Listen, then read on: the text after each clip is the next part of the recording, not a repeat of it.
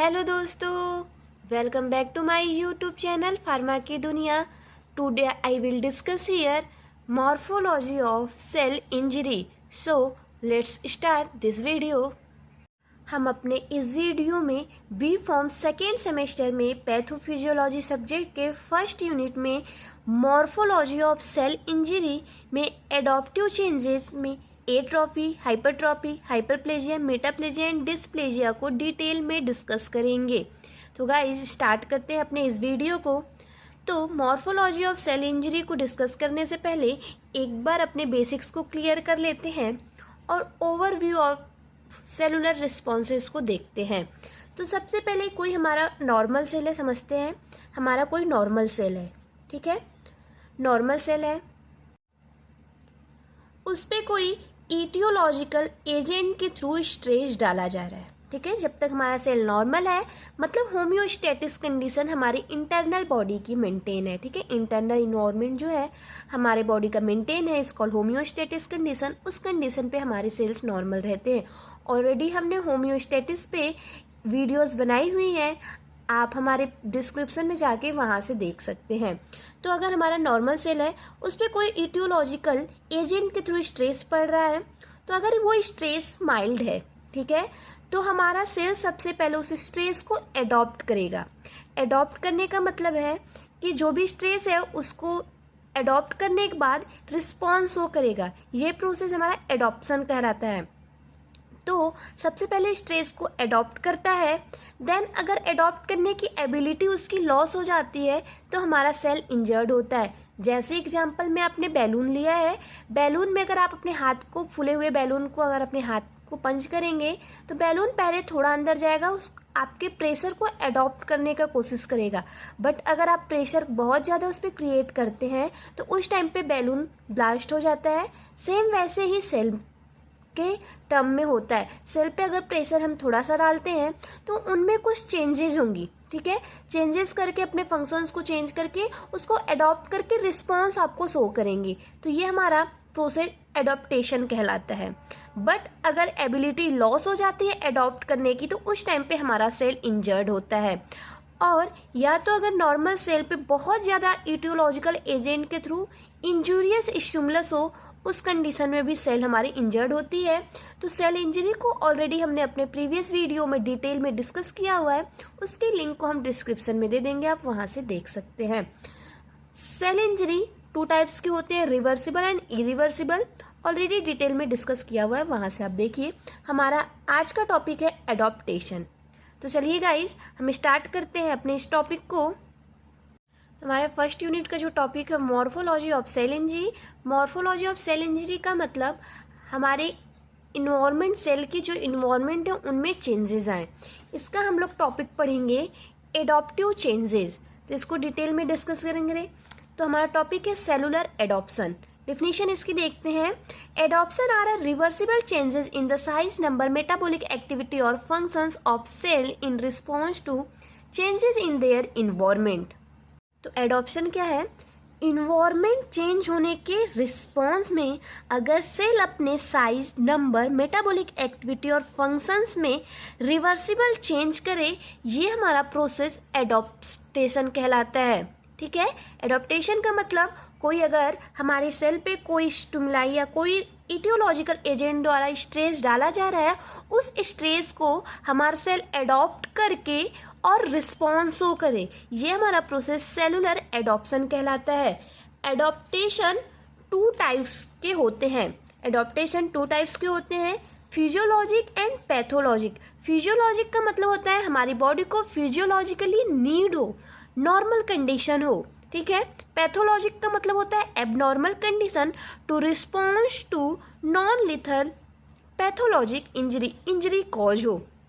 तो adaptation two types के होते हैं, याद रखिएगा, फिजियोलॉजिक एंड पैथोलॉजिक। दो तरीके से सेल किसी भी स्ट्रेस को एडॉप्ट करता है और उनकी मॉर्फोलॉजी के बेस पे, ठीक है, एडॉप्टेशन के मॉर्फोलॉजी के बेस पे सेलुलर एडॉप्शन को 5 कैटेगरी में डिवाइड किया गया है। फर्स्ट है atrophy, hypertrophy, hyperplasia, metaplasia and dysplasia. One by one हम अपने इस वीडियो में डिटेल में सभी को डिस्कस करेंगे। तो हम अपने फर्स्ट टाइप एट्रोफी को देखते हैं। एट्रोफी। एट्रोफी में आपको माइंड में इतना रखना है कि अगर ये हमारा नॉर्मल सेल है, अगर इस पे स्ट्रेस पड़ रहा है तो हमारे सेल की जो साइज है वो रिड्यूस होगी, ठीक है। एट्रोफी, ट्रॉफी वर्ड हमेशा सेल के साइज को रिप्रेजेंट करता है। एट्रोफी मतलब साइज रिड्यूस हो रही है, ए जहाँ लगता है वहाँ पे अब्सेंस, तो एट्रोफी में हमारे सेल की साइज जो है वो रिड्यूस हो रही है, माइंड में इतना रखिएगा। डिफिनीशन देखते हैं, reduction of the number and size of parenchymal cells, ठीक है, एंड ऑर्गन और its parts which was once normal is called atrophy. अगर सेल पे स्ट्रेस पड़ रहा है उस टाइम पे आफ्टर एडॉप्टेशन उस स्ट्रेस को एडॉप्ट करके सेल अपने साइज को छोटा कर ले रही है, उनकी साइज रिड्यूस हो जा रही है, ये प्रोसेस एट्रोफी कहलाएगा।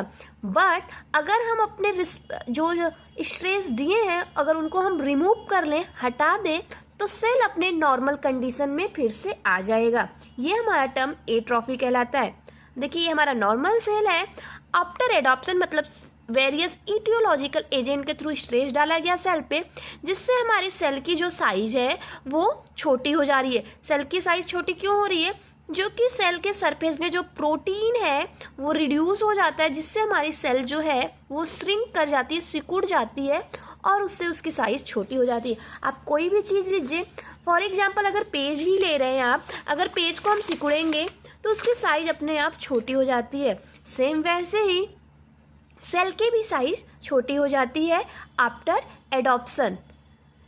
तो ये हमारा टर्म होता है एट्रोफी का। इसकी कॉजेस क्या हैं इसको देखते हैं। एट्रोफी हमारा कैसे कॉज हो रहा है इसको डिस्कस करते हैं। इसके कॉजेस को 2 टाइप्स में डिवाइड किया गया है, फिजियोलॉजिक एंड पैथोलॉजिक। हमने स्टार्टिंग में ही बताया था कि एडॉप्शन 2 तरीके से हो सकता है, सेल किसी भी स्ट्रेस को 2 तरीके से अडॉप्ट करता है, एक तो होता है पैथोलॉजिक, दूसरा है फिजियोलॉजिक।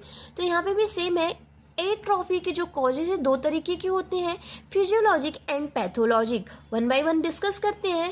फर्स्ट हमारा है फिजियोलॉजिक। फिजियोलॉजिक का मतलब होता है जिनकी हमारी बॉडी को नीड हो, हमारी बॉडी की जो नॉर्मल प्रोसेस हो ना उनके थ्रू हमारे सेल्स में इफेक्ट है, वो उस स्ट्रेस को अडॉप्ट करें।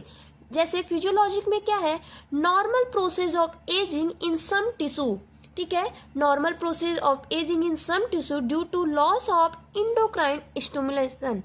इंडोक्राइन स्टिमुलेशन की वजह से, लॉस ऑफ इंडोक्राइन स्टिमुलेशन की वजह से, हमारी एजिंग के इफेक्ट की वजह से हमारे कुछ टिश्यू जो होते हैं वो उनकी साइज रिड्यूस हो जाती है बढ़ते हुए एज के साथ। इंडोक्राइन स्टिमुलेशन लॉस होता है जिससे हमारे जो सेल एंड टिश्यूज़ की साइज होती हैं वो रिड्यूस होती हैं।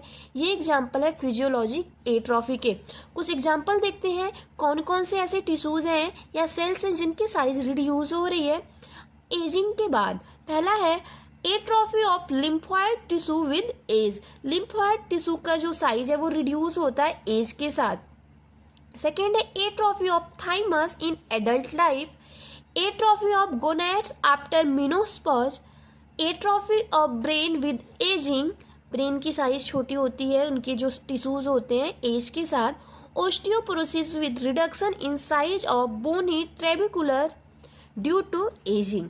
ये कुछ हमारे एग्जाम्पल हैं फिजियोलॉजिक एट्रोफी के। नेक्स्ट हम सेकेंड इसकी टाइप्स देखते हैं, पैथोलॉजिक एट्रोफी। पैथोलॉजिक का मतलब इंजरी कॉज हो रही है। फर्स्ट है स्टारवेशन एट्रोफी। स्टारवेशन एट्रोफी का एग्जाम्पल जैसे आप समझिए कि अगर आप फास्ट हैं, ठीक है, आप अगर फास्ट है तो आपको भूख कम लगती है, उस टाइम पे आपके स्टमक के ऐसे जो टिश्यूज है ऐसे श्रिंक हो जाती हैं, उस टाइम पे आपको भूख कम लगेगी, ये स्टारवेशन एट्रोफी है। Ischemia atrophy. इस्चीमिक एट्रोफी का मतलब हमारे जो सेल्स या टिश्यू है उनको अगर प्रॉपर ब्लड की सप्लाई नहीं हो पाती है, उस कंडीशन में हमारे जो सेल की साइज है वो रिड्यूस हो रही है या हमारी टिश्यू की साइज रिड्यूस हो रही है जब उनको ब्लड का प्रॉपर सप्लाई नहीं मिल पाता है। ये कंडीशन हमारा इस्चीमिक एट्रोफी कहलाता है। नेक्स्ट है डिसयूज एट्रोफी। डिसयूज का मतलब ऐसा कोई हमारा टिश्यू या ऑर्गन हो, सेल्स हो जिनका यूज नहीं हो रहा है, उसकी वजह से उनमें ग्रोथ नहीं होगा और वो उनकी साइज जो है वो छोटी हो जाएगी, स्मॉल हो जाएगी, रिड्यूस हो जाएगी या डेवलप ही नहीं कर पाएगी। ये है डिसयूज एट्रोफी।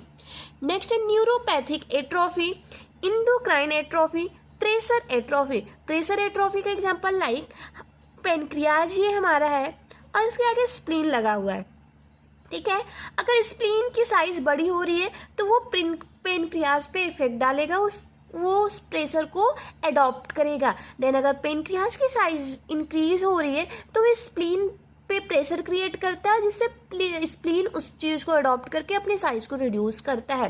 डेवलपमेंट डिसऑर्डर का मतलब ड्यूरिंग डेवलपमेंट, जब आपके टिश्यूज एंड सेल की ग्रोथ हो रहे हैं उस टाइम पे आपको ऐसी कोई डिजीज हो रही है जिससे आपके जो सेल्स एंड टिश्यू हैं वो प्रॉपर डेवलप नहीं कर पा रहे, उनमें एट्रोफी हो जा रही है, उनके जो सेल्स टिश्यू हैं वो प्रॉपर ग्रोथ नहीं कर रहे, उनकी साइज रिड्यूस हो जा रही है।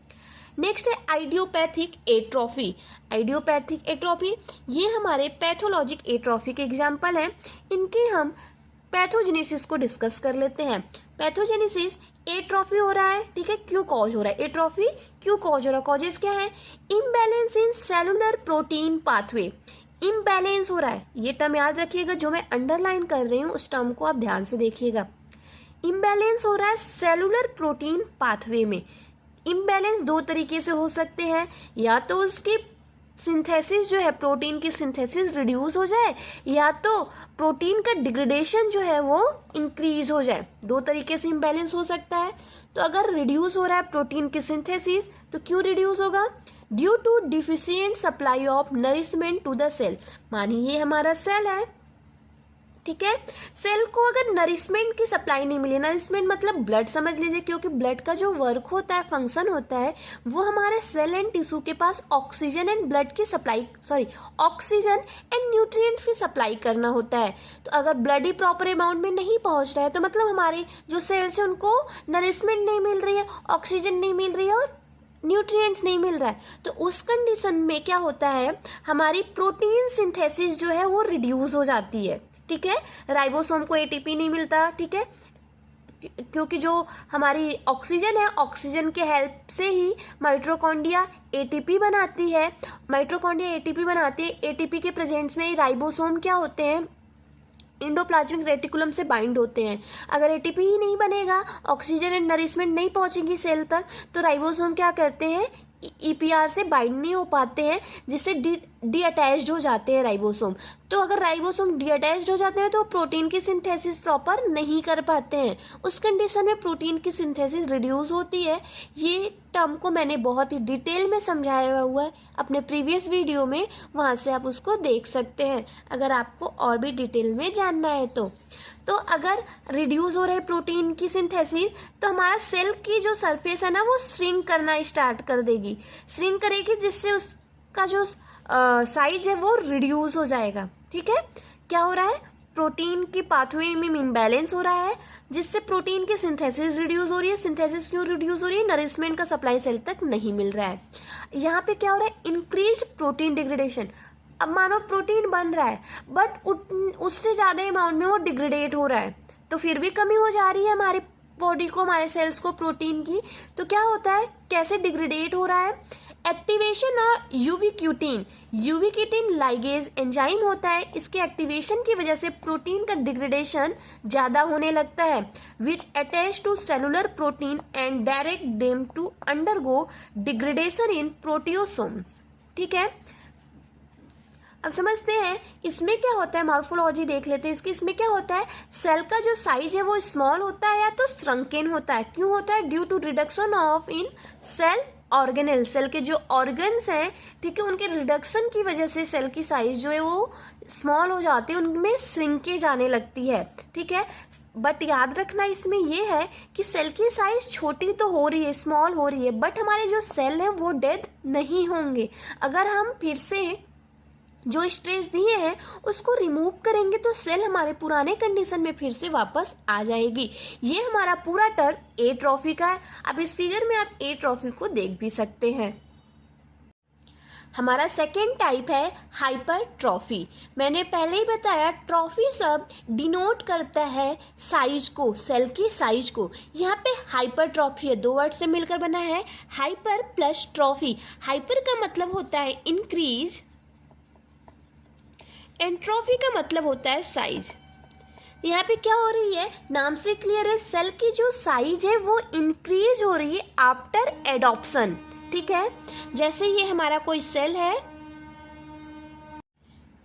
सेल है, अगर इस पे कोई इटियोलॉजिकल एजेंट के थ्रू स्ट्रेस पड़ रहा है और उस स्ट्रेस को अडॉप्ट करने के बाद आफ्टर एडॉप्शन हमारे सेल की साइज इंक्रीज हो जाए, ये कंडीशन हमारा हाइपरट्रॉफी कहलाता है।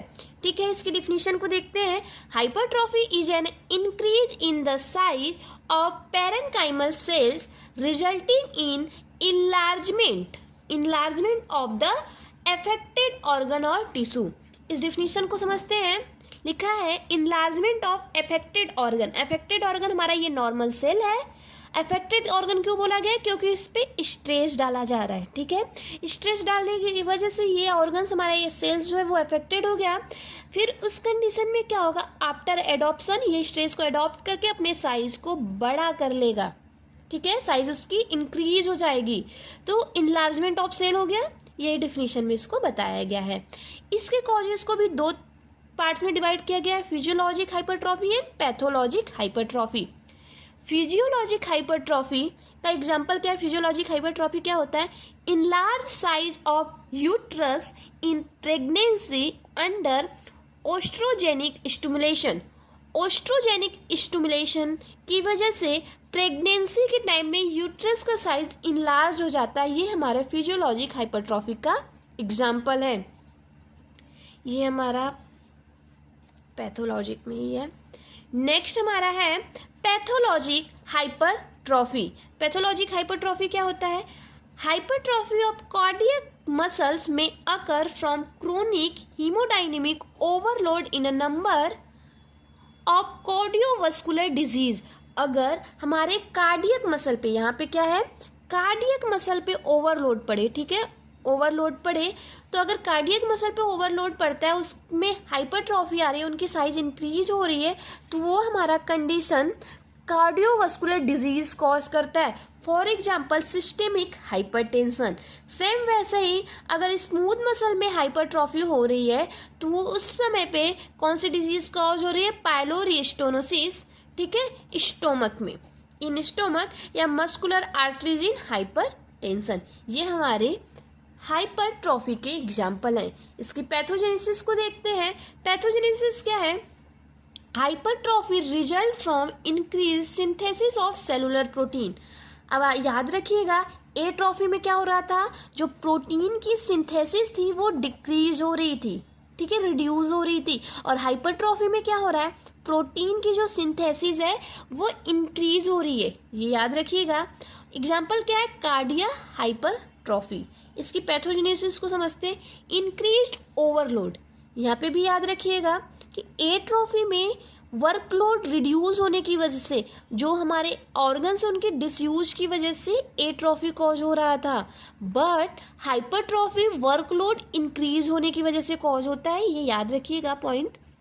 Increase workload on the myocardial cell, उससे क्या होता है? Increase production of growth factor. Growth factor का प्रोडक्शन है इंक्रीज हो जाता है, जिससे activation of signal transduction pathway active होता है, ट्रांसक्रिप्टेज फैक्टर एक्टिव होता है, और क्या हो रहा है? Increase myofibril contractile, protein synthesis increase होती है, production of growth factor increase होता है, and induction of embryogenic foetals genes, जिससे क्या हो रहा है? हाइपरट्रॉफी कॉज हो रही है। हाइपरट्रॉफी में हमारे सेल की जो साइज है वो लार्ज होगी, इनलार्जमेंट होगा। ठीक है, इनलार्ज हमारी सेल होगी और हमारी सेल जो है वो हैवी होगी। ये हमारा पैथोजेनेसिस है हाइपरट्रॉफी का। ठीक है, आप इसकी फिगर देख लीजिए। थर्ड हमारा टाइप्स है हाइपरप्लेजिया। वीडियो थोड़ी लंबी हो रही है इसलिए थोड़ा जल्दी जल्दी डिस्कस करते हैं। हाइपरप्लेजिया में क्या होती है? हमारी सेल के जो नंबर से इंक्रीज होते हैं। डिफरेंस हर में याद रखिएगा कि हाइपरट्रॉफी में क्या हो रहा है? सेल की साइज इंक्रीज हो रही है, और हाइपरप्लेजिया में क्या हो रहा है? सेल का नंबर इंक्रीज हो रहा है। ठीक है, यहाँ पे नंबर इंक्रीज होगा। ठीक है, ये हमारा सेल है और यहाँ पे हमारे सेल के नंबर इंक्रीज होंगे, ये याद रखिएगा। Hyperplasia is an increasing in the number of parenchymal cell resulting in enlargement of the organ और टिश्यू। हाइपरप्लेजिया और हाइपरट्रॉफी के रिजल्ट सेम होंगी। इसमें क्या होगी? सेल में इनलार्जमेंट आएगी, बट हाइपर ट्रॉफी में क्या होता है, सेल की साइज इंक्रीज होती है, उसकी वजह से उसके रिजल्ट के थ्रू सेल में इनलार्जमेंट आती है, इनलार्ज होते हैं सेल। बट हाइपरप्लेजिया में सेल का नंबर इंक्रीज होता है, इसके रिजल्ट के थ्रू हमारे इनलार्ज हो रही है सेल। ठीक है, ये डिफरेंस याद रखिएगा। नोट क्या है, quite often both hyperplasia and hypertrophy occurs together. बहुत से टाइम पे हाइपरप्लेजिया एंड हाइपरट्रॉफी दोनों एक साथ होते हैं। इसके कॉजेस को भी फर्दर फिर से फिजियोलॉजिक एंड पैथोलॉजिक दो तरीके से डिवाइड किया गया है। हर एड ऑप्शन दो तरीके के होते हैं, फिजियोलॉजिक एंड पैथोलॉजिक। फर्स्ट क्या है, फिजियोलॉजिक। फिजियोलॉजिक कॉजेस को फर्दर टू टाइप्स में फिर से डिवाइड किया गया है। फर्स्ट है हार्मोनल हाइपरप्लेजिया, सेकेंड है कंपेंसेटरी हाइपरप्लेजिया। हार्मोनल हाइपरप्लेजिया में क्या है example, under the influence of hormonal stimulation, hormonal stimulation हो रहा है, ठीक है, उसकी वजह से क्या हो रहा है, during pregnancy and lactation hyperplasia और हाइपरट्रॉफी और फीमेल ब्रेस्ट। ड्यूरिंग प्रेगनेंसी या लैक्टेशन, प्रेगनेंसी के टाइम में या लैक्टेशन के टाइम में फीमेल का जो ब्रेस्ट का साइज इंक्रीज होता है, ये बेस्ट एग्जांपल है हाइपरप्लेजिया एंड हाइपरट्रॉफी का। या तो हाइपरप्लेजिया एंड हाइपरट्रॉफी का एक और एग्जांपल है, प्रेगनेंसी के टाइम में जो वुमेन है उनका यूट्रस का साइज जो इंक्रीज होता है, ये भी एक एग्जांपल है, फिजियोलॉजिक एग्जांपल है हाइपरप्लेजिया का। सेकेंड क्या है, कंपेंसेटरी हाइपरप्लेजिया। इसमें क्या हो रहा है, following removal part of an organ और in the contralateral organ in paired organ. ठीक है, इसमें क्या होता है, rapid loss of blood in haemolysis और blood donation marrow hyperplasia.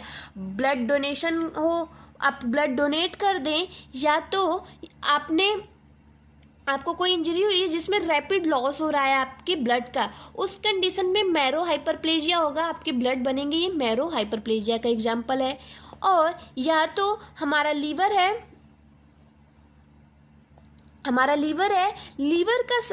Liver हम अगर डोनेट करें, ठीक है, डोनेट करें लीवर का कुछ साइज, तो फिर से वो लीवर की साइज जो है वो इंक्रीज हो जाती है, ये भी हमारा हाइपरप्लेजिया का एग्जांपल है। Restoration of normal size of donor liver following lobectomy done for liver transplantation. ठीक है, या तो इसको हम ऐसे भी बोल सकते हैं इस एग्जाम्पल को कि regeneration of liver cell after partial hepatectomy. ठीक है, regeneration of liver cell after partial hepatectomy. ठीक है, एंड नेक्स्ट इसकी पैथोलॉजिक कॉजेस को देखते हैं। ये हमारा था फिजियोलॉजिक कॉजेस, नेक्स्ट हम इसकी पैथोलॉजिक कॉजेस को देखते हैं। पैथोलॉजिक हाइपरप्लेजिया को मैंने लिखना नोट्स पे भूल गई थी, तो यहाँ पे समझ लीजिए पैथोलॉजिक हाइपरप्लेजिया कैसे कॉज होता है। Most example of pathologic hyperplasia are due to excessive stimulation by hormones और ग्रोथ फैक्टर। एक्सेसिव स्टिमुलेशन हो रहा है हार्मोन्स और growth factor on target cell. क्या एग्जांपल है, benign prostatic hyperplasia in old age. ठीक है, ओल्ड एज में प्रोस्टैटिक हाइपरप्लेजिया हो रहा है, या इंडोमेटेरियल हाइपरप्लेजिया हो रहा है फॉलोइंग ओस्ट्रोजन का एक्सेस होने पे।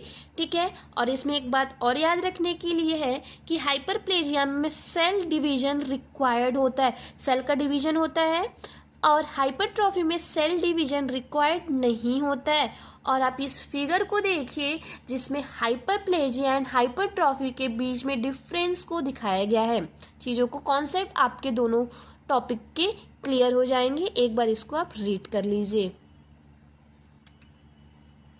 अब इसकी पैथोजेनेसिस को देखिए, कोई इटियोलॉजिकल फैक्टर है, ठीक है, हमारे सेल पे इटियोलॉजिकल फैक्टर के द्वारा क्या हो रहा है, सेल पे स्ट्रेस हो रही है, जिससे हमारे सेल की जो साइकिल है, सेल साइकिल है, वो इफेक्ट हो रही है। Cell cycle G0, G1, S, G2 M phase effect हो रही है, जिससे क्या होता है, डिवीजन ऑफ डीएनए न्यूक्लियस। ठीक है, डीएनए की nucleus at S phase and division of cell and cell organ at two G phase, ये इफेक्ट हो रही है।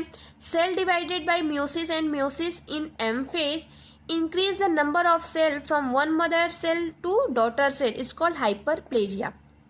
याद क्या करना है इसमें आपको, सिर्फ कि इसमें क्या हो रही है, डीएनए की सिंथेसिस। ठीक है, डीएनए सिंथेसिस इंक्रीज हो रही है। डीएनए सिंथेसिस इंक्रीज हुई, डीएनए की सिंथेसिस कहाँ होती है, एस फेज में हो रही है, ठीक है, यहाँ पे है ना, डीएनए की सिंथेसिस इंक्रीज हो रही है। डीएनए की सिंथेसिस इंक्रीज होने से क्या हो रही है, मियोसिस इंक्रीज हो जा रही है, ठीक है, मियोसिस इंक्रीज हो रही है। एंड एन मियोसिस इंक्रीज होने की वजह से इंक्रीज हो रहा है नंबर ऑफ सेल्स, ठीक है, one mother cell to daughter cell बनने लग रहे हैं, सेल्स की मियोसिस हो रही है, सेल के नंबर इंक्रीज हो रहे हैं। ये सिंपल इसकी पैथोलॉजी है, इसको इसीलिए डिस्क्राइब किया गया है। याद रखिएगा, इसमें डीएनए की सिंथेसिस इंक्रीज हो रही है जिससे मियोसिस इंक्रीज होती है and number of cells increase होते हैं। इसमें भी सेल हमारे इनलार्ज हो जाते हैं, क्योंकि अगर सेल के नंबर इंक्रीज होंगे फिर भी वो इनलार्ज हो रहे हैं, ठीक है। मेटाप्लेजिया हमारा 4 टाइप्स है। मेटाप्लेजिया आपको बस इतना याद रखना है कि one type of cell change in another type of cells, ठीक है, one type of cell change in another type of cell. Like अगर आपका सेल ऐसा है तो वो अपने आप को ऐसा कर लेगा, ठीक है, one type of cell change in another type of cell. इसकी डिफिनीशन को देख ही लेते हैं। Metaplasia is defined as a reversible, ठीक है, changes of one type of mature differentiate epithelial और mesenchymal cells to another type of mature epithelial और mesenchymal cells, usually in response to abnormal stimuli, and the transformed cell are able to withstand the adverse effect to the irritant better, ठीक है। बस याद रखिए metaplasia क्या reversible change है। इसमें क्या होता है, इपिथेलियल एंड मेसेनकाइमल जो सेल है वो एक मैच्योर डिफरेंशिएट सेल है, ये चेंज होता है another type of mature epithelial and mesenchymal cells में, ठीक है। इसको मेटाप्लेजिया को यूजली 2 टाइप्स में डिवाइड किया गया है, epithelial metaplasia and mesenchymal metaplasia. Epithelial metaplasia को फर्दर फिर 2 टाइप्स में डिवाइड किया गया है, squamous metaplasia and columnar metaplasia. Squamous में क्या होता है, in bronchus normally lined by pseudostratified columnar ciliated epithelium in heavy smoker. Columnar metaplasia क्या है, intestinal metaplasia in healed chronic gastric ulcer. Mesenchymal metaplasia में in old scar of chronic inflammation of prolong duration. इसकी pathogenesis क्या होती है, कोई भी aetiological factor है like smoking, environmental change, heavy cold condition हमारे सेल पे पड़ रहा है, ठीक है, हमारे सेल पे पड़ रहा है, जिससे क्या होता है, loss of protein, degradation of protein of the surface, जो सरफेस की प्रोटीन है वो लॉस हो जाती है, जिससे उसकी फॉर्मेट है चेंज हो जाती है और मेटाप्लेजिया कंडीशन कॉज होता है। ये कंडीशन हमारा रिवर्सिबल चेंज है। अगर स्ट्रेस को रिमूव कर लें, ये जो इटियोलॉजिकल फैक्टर है उनको रिमूव कर लें, तो सेल हमारे नॉर्मल कंडीशन में फिर से वापस से आ जाएगी, ठीक है। इसमें सेल्स अपने फंक्शंस को ही चेंज कर लेते हैं, अपने फॉर्मेट को चेंज करते हैं। लाइक अगर जैसे कश्मीर में भी जो भारतीय रहते हैं वो भारतीय हिंदू ही हैं, बट उनका माइंड वॉश करके उन्हें आतंकवादी बनाया जाता है, ठीक है। सेम वैसे यहाँ पे है कि ये अपने फॉर्मेट को चेंज करते हैं। नेक्स्ट हम देखते हैं, हमारा जो 5th टाइप है वो है डिस्प्लेजिया। डिस्प्लेजिया नाम से ही क्लियर है, इसमें एबनॉर्मल सेल ग्रोथ होता है, डिजीज कॉज होता है। अगर आप टाइम पे जो इटियोलॉजिकल फैक्टर है, स्ट्रेस है, उसको रिमूव नहीं करते हैं तो इसमें डिजीज कॉज होती है, ये कंडीशन कार्सिनोमा हो सकता है। डिस्प्लेजिया में be defined as a loss of cell due to expression of etiological factor, no cellular replication, protein synthesis but degradation of protein occur during metaplasia, ठीक है। इटियोलॉजिकल फैक्टर क्या है, environmental change, heavy cold and hot condition, chemical immunological factor, infectious agent. Example क्या है, dysplasia of granular epithelium cells of mammary gland due to hormonal changes and ageing, ठीक है। इसकी pathogenesis को देखते हैं। इटियोलॉजिकल फैक्टर कोई है हमारे, जो भी हमने ऑलरेडी डिस्कस किया है यहाँ पे। इटियोलॉजिकल फैक्टर की वजह से क्या होता है, अल्फा 1 एडिनो रिसेप्टार्स या डिग्रेडेशन ऑफ सेलुलर प्रोटीन का डिग्रेडेशन होता है, जिससे उसकी साइज रिड्यूस होती है और डिस्प्लेजिया कॉज होता है। यहाँ पे सीएमपी का फॉर्मेशन होता है पाथवे का, एंड क्या होता है, no protein synthesis and no replication of cell and dysplasia cause होता है। याद रखिएगा कि मेटाप्लेजिया, ठीक है, ये मेटाप्लेजिया पे, अगर मेटाप्लेजिया कंडीशन कब हो रही है, जब सेल पे कोई स्ट्रेस पड़ रहा है, ठीक है, इटियोलॉजिकल फैक्टर की वजह से मेटाप्लेजिया कंडीशन कॉज हो रही है। ये कंडीशन हमारी रिवर्सिबल है, ठीक है, ये कंडीशन हमारी रिवर्सिबल है। अगर टाइम पे हमने स्ट्रेस को रिमूव नहीं किया तो मेटाप्लेजिया क्या कन्वर्ट हो जाती है डिस्प्लेजिया में। ये इनमें कॉमन बात है। मेटाप्लेजिया क्या कन्वर्ट होती है डिस्प्लेजिया में, और डिस्प्लेजिया हमारा इरिवर्सिबल कंडीशन है, ठीक है, इरिवर्सिबल कंडीशन है। एंड फर्दर डिस्प्लेजिया क्या होती है, कार्सिनोमा हो जाती है, एबनॉर्मल कार्सिनोमा कंडीशन कॉज कर लेती है, कैंसर कॉजिंग एजेंट हो जाती है, ठीक है, कैंसर कॉज होता है, एबनॉर्मल सेल ग्रोथ होने लगता है डिस्प्लेजिया कंडीशन में, ठीक है। तो आपको समझ में आया होगा, ये फिगर आप देख लीजिए, मेटाप्लेजिया एंड डिस्प्लेजिया की कॉमन चीज़ें हैं इसमें, आप थोड़ा डिफरेंस समझ लीजिए। एंड एक आपको और शॉर्ट रिव्यू देते हैं, शॉर्ट इंट्रो। क्या होता है, सेलुलर एडॉप्शन, सेल पे कोई स्ट्रेस पड़ रहा है उसको सेल अडॉप्ट करके रिस्पॉन्स शो करता है। एडॉप्शन दो तरीके से हो सकते हैं, फिजियोलॉजिक एंड पैथोलॉजिक। फिजियोलॉजिक का मतलब जो बॉडी को नीड हो, नॉर्मल कंडीशन हो। पैथोलॉजिक का मतलब एबनॉर्मल कंडीशन, इंजरी कॉज हो रही हो। मॉर्फोलॉजी की बेस पे इसको 4 टाइप्स में डिवाइड किया गया है। एट्रॉफी का मतलब होता है सेल अडॉप्ट करने के बाद स्ट्रेस अपने साइज को रिड्यूस कर ले। हाइपरट्रॉफी में जो साइज है सेल की वो लार्ज हो, ठीक है। आफ्टर एडॉप्शन हाइपरप्लेजिया में साइज सेम रहे बट इंक्रीज नंबर होता है, नंबर इंक्रीज होते हैं, ये याद रखिएगा। मेटाप्लेजिया में इनके फंक्शंस ही चेंज हो जाते हैं, और डिस्प्लेजिया में एबनॉर्मल सेल ग्रोथ होता है, ठीक है। ये हमारे सेलुलर एडॉप्शन है। अगर आपको कोई भी डाउट हो तो कमेंट सेक्शन में कमेंट करके ज़रूर पूछिएगा, और हमारे चैनल को सब्सक्राइब करिए, शेयर करिए एंड वीडियोज़ को लाइक करना ना भूलें। Thank you so much, keep watching pharma की दुनिया।